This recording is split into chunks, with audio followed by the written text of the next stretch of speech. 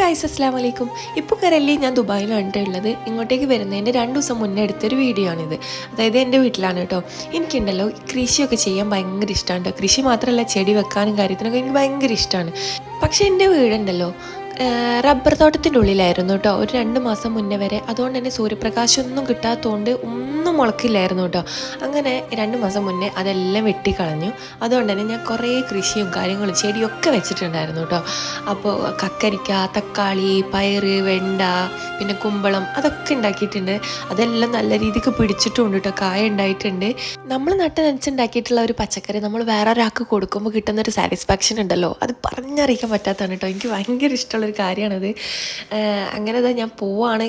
ഞാൻ കോഴിക്കോട് നിന്നാണ് കേട്ടോ പോകുന്നത് ദുബായിലേക്ക്. അപ്പോൾ അതുകൊണ്ട് എനിക്ക് കൂട്ടാൻ വരുന്നുണ്ടെന്ന് പറഞ്ഞപ്പോൾ ലാസ്റ്റായിട്ട് ഇതെല്ലാം ഒന്ന് നനക്കാനൊക്കെ വേണ്ടിയിട്ട് ഇറങ്ങിയതാണ് കേട്ടോ. അങ്ങനെ ഇക്ക വന്ന് ഞങ്ങൾ തിരിച്ച് കോഴിക്കോടേക്ക് പോവാണ് കേട്ടോ. ഉമ്മ നല്ല കരച്ചിലായിരുന്നു, എനിക്ക് നല്ല സങ്കടം.